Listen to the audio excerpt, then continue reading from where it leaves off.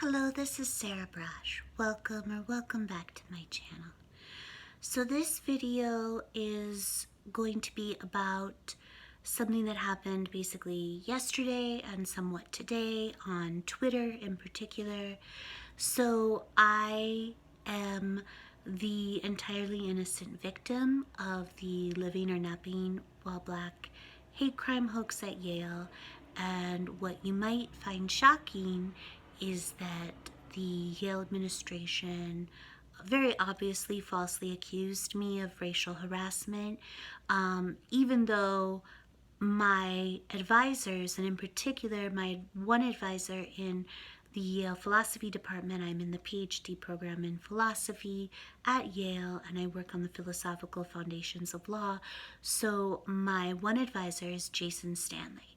So Jason Stanley is quite famously a very proud social justice warrior in the best sense. He's very pro-woke intersectional feminism. He's very woke. He's very, he's pro-critical race theory. He's pro-Ibram X. Kendi. He's, so I mean, it's just the idea that Jason Stanley would have a grad student, a PhD candidate at Yale in the philosophy department who had perpetrated a racist hate crime comparable to a lynching is just completely ludicrous. It's completely asinine. It's preposterous. And Jason Stanley stood by me the entire time. He fought tirelessly to save my life and lifelong human and civil rights career. He wrote a beautiful character letter on my behalf that went to Yale General Counsel. Yale General Counsel told my then attorney that they were absolutely shocked at the way the Yale faculty, especially in the philosophy department, and especially my advisor Jason Stanley, fought tirelessly to save me, to save my life and career.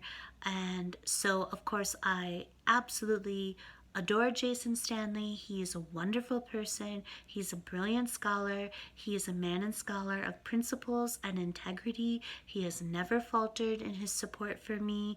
He stood by my side. He fought tirelessly to save me, and I adore him, and I will defend him until kingdom come, and I have defended him in the past against people in the ostensibly anti-woke and anti-cancel culture camp.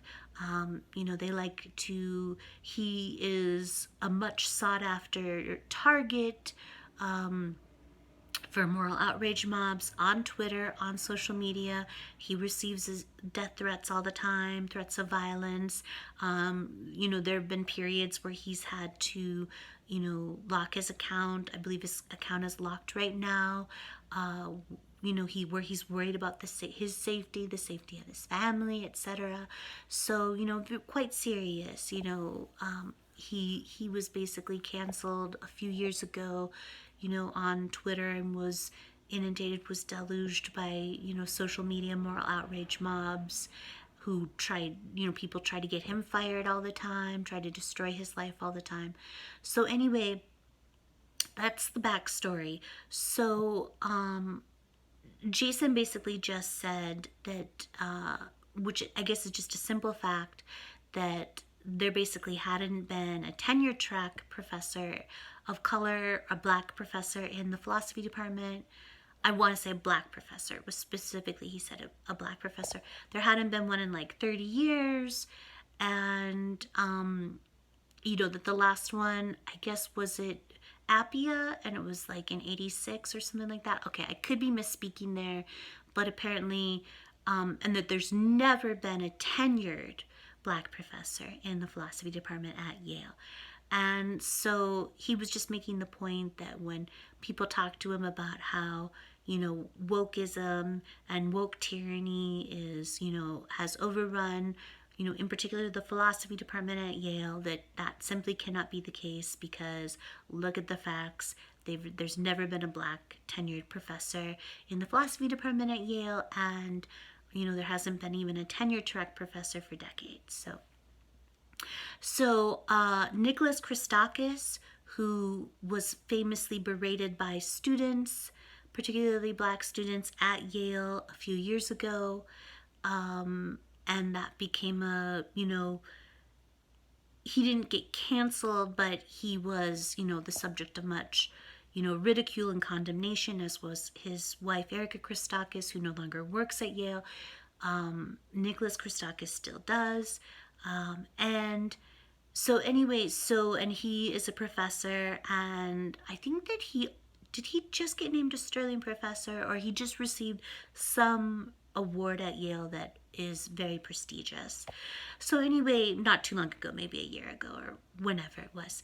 But anyway, and then people got all upset because, he and his wife got condemned as they're racist, they're bigots, they're, Nazis, they're white supremacists.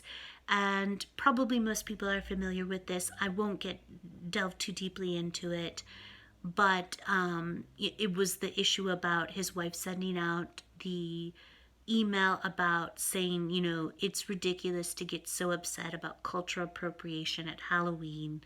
Let's leave room for kids and young adults to make mistakes and to be, and that sort of thing. So, this is not something for us to get incensed over, someone, maybe wearing a Halloween costume that someone else views as cultural appropriation or denigration, etc. So most of you probably remember that. And then there's the very famous viral video of the black young woman on Yale's campus. I think it's near that women's fountain. I think it's called the women's table or something like that. Anyway, and she, of her screaming at Christakis, at Nicholas Christakis. But anyway, so that is who that is. I'm sure most of you are very familiar with that story. So anyway, so Nicholas Christakis is actually someone, because of that episode that he had endured and survived, he is someone in the midst of spring 2018, when the Living or Napping While Black hate crime hoax was still ongoing, and I was still trying to resolve what was happening with the Yale administration, with the Yale campus police, before May 8th, 2018, before the culminating event of when Lolata Ciambola took the illegal video of me standing in the threshold of my isolated Yale dorm room at 2 a.m., which was clearly meant as to be a public campaign to shame me for my mental health disabilities, etc., and that she used under the instruction of the Yale administration to then kick off the global defamation and vilification campaign that almost got me killed. Before that, when it was very clear to me that the Yale administration meant to destroy me, meant to destroy my human and civil rights career, meant to publicly brand me a racist, a Nazi, a white supremacist, and destroy me, I went to Nicholas Christakis and I spoke with him and his wife. I believe that was his wife that was there as well. And I spoke with them in person in his office. And I want to say that this was in April 2018. I want to say it was the beginning of April 2018. And anyway, so I think it was the early to mid-April 2018. And I went and spoke with Nicholas Christakis. And he told me, he asked me if my advisors, who my advisors were, and I told him Jason Stanley was my advisor. And he asked me if my advisors were supporting me, and I said yes. And because I actually asked him, I said, should I go public? Should I start writing op-eds? Should I contact the press? I need to protect myself. What do you think I should do? And Nicholas Christakis told me, no, do nothing, say nothing, go under the radar, keep your head down. And that's what I did. And now, of course, in hindsight, in retrospect, that was an egregious error of judgment, and I should have gone public. I should have contacted the press. I should have started writing op-eds. I should have gone public with what was happening to me, because if I had, then my life wouldn't have been destroyed, and I wouldn't have had to go into hiding, and I wouldn't have almost died, and I wouldn't have almost killed myself countless times, and I wouldn't have been deluged by death threats and rape threats, etc., right? So, I mean, that's not his fault. I do believe that at the time he was giving me what he thought was good advice. I believe that. I believe that. Anyway, so what happened today and yesterday is that he got into a Twitter fight with Jason Stanley. So Jason Stanley, my esteemed, advisor, whom I adore, who fought tirelessly to save my life and career, got into a Twitter fight over whether or not, racism is prevalent and on Yale's campus, and racism exists, and particularly in the philosophy department, and he got into this Twitter fight. It was Nick Christakis who was reacting to a simple tweet by Jason Stanley. So it was Nick Christakis who instigated the fight. So they were in a Twitter fight. And then at one point, Nick Christakis told Jason Stanley, and I just saw this in my Twitter feed, told Jason Stanley, if you think Yale is so racist and so evil, then why don't you leave? Why don't you resign? Why don't you get out? And then Nick Christakis said something along the lines of, this is, ridiculous. I'm sick and tired of people, denigrating, castigating this institution, which I adore. And so if you hate it so much and you think Yale's such an evil, racist institution, then you should just leave. And so I got so angry and so upset, and I basically told Nick Christakis to shut it. Okay? Now, why did I get so upset with Nick Christakis? Okay, so Nick Christakis didn't lift a finger to help me save my life or career, has never lifted a finger to help me save my life or career, even though he 100% knows I'm an entirely innocent anti-racism Yale grad student, that I was the entirely innocent victim of the Living or Not Being While Black hate crime hoax at Yale, that I went and spoke with him. I've reached out to him multiple times, begging him basically to help me, to do anything to help me save my life and my career. He's done nothing, and I imagine that there are multiple reasons for this, but I imagine that one of the reasons why he's done absolutely nothing to help me, why he's just sat back and knowingly watched someone whom he knows to be innocent almost die, not lifting a finger to help this person, I believe one of the reasons is very likely that he is protecting John Haidt. I'll do another video about John Haidt, but John Haidt is the social psychologist at NYU who grossly defamed me on Sam Harris's podcast and the New York Times Book Review podcast, used his fall 2018 book tour for the coddling with Greg Lukianoff of the FIRE organization, to smear me, to try to get me killed, to try to drive me to suicide. I'll do a separate video about John Haidt.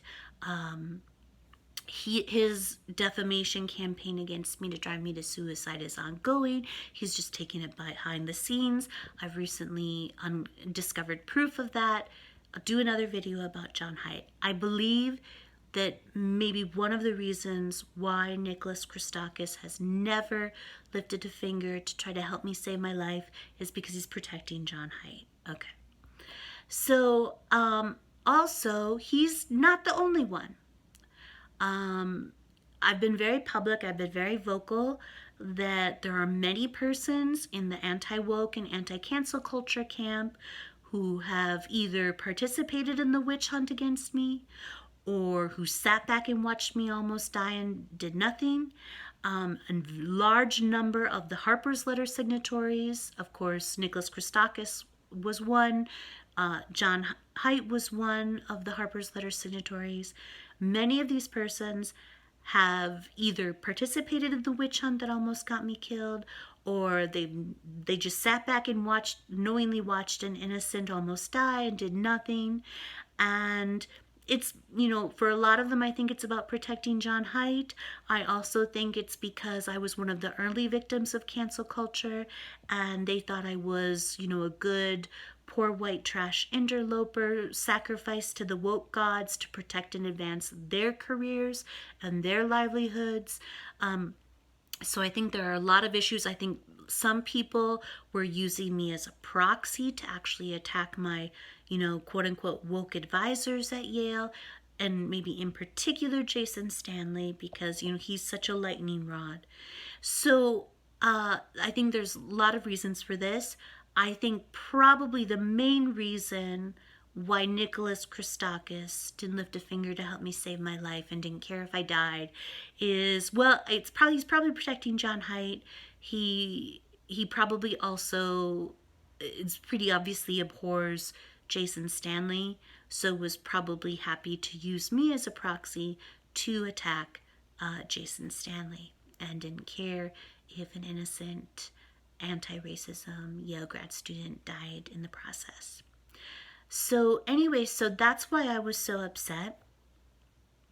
And so I basically, I have made a point of not commenting on Jason, commenting on his tweets, commenting on his work, you know, but I just was so incensed by Nicholas Christakis's attitude of moral superiority over, you know, his supercilious attitude towards Jason Stanley. It infuriated me. So I basically just jumped in and I said, Nicholas Christakis has nothing to say to my esteemed advisor, Jason Stanley. Hear me, Nicholas Christakis. I still feel very strongly about this. You have nothing to say to Jason Stanley. You have nothing to say to Jason Stanley. Because Jason Stanley fought tirelessly to save my life and career. And you sat back and knowingly watched an innocent almost die. So you have nothing to say to Jason Stanley. And then I sent a subsequent tweet just to Jason, you know, just saying, I'm so sorry, I couldn't help myself. You know that I adore you and will defend you until kingdom come. And it just made me so upset. And I just had to say something. You know, I just had to tell Nicholas Christakis to shut it. So anyway, so then there were subsequent conversations about, you know, where I just said that what I was trying to point out is I wasn't making a comment about whether there is or is not racism on Yale's campus or in the philosophy department. But the point I was trying to make is that if you, like a Jonathan Haidt or like a Nicholas Christakis, are arguing that there is no anti-Black racism on Yale's campus, except for me, of course. Except for me. Nick Christakis' whole shtick is that there is no anti-Black racism on Yale's campus. I wasn't commenting on that.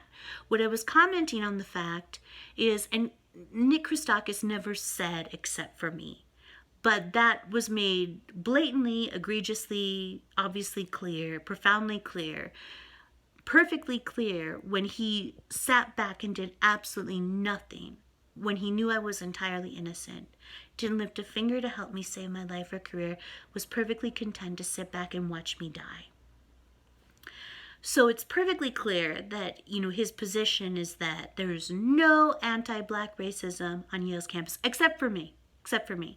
And my point is just that if you're going to say this or manifest this in your behavior, that, you know, you may, and if you're doing this because you either participated in the witch hunt against me and you don't want to have to walk it back or apologize for it, or you just were content to sit back and watch me die because you thought I was a perfectly good poor white trash interloper sacrificed to the woke gods to protect your career or advance your career, or if you're doing it because you're trying to protect John Haidt, or you're doing it because you want to use me as a proxy to attack Jason Stanley, you may be the person engaged in motivated reasoning.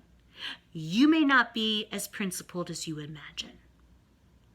And that's the point I wanted to make. So anyway, this is getting a little long. I'm going to wrap up this video. I love you all so much. I'll have all my fundraising links below. PayPal me, GoFundMe, the link to donate directly to my wonderful attorneys at Rendezvous Legal Group. All right, everybody, take care. Have a great night.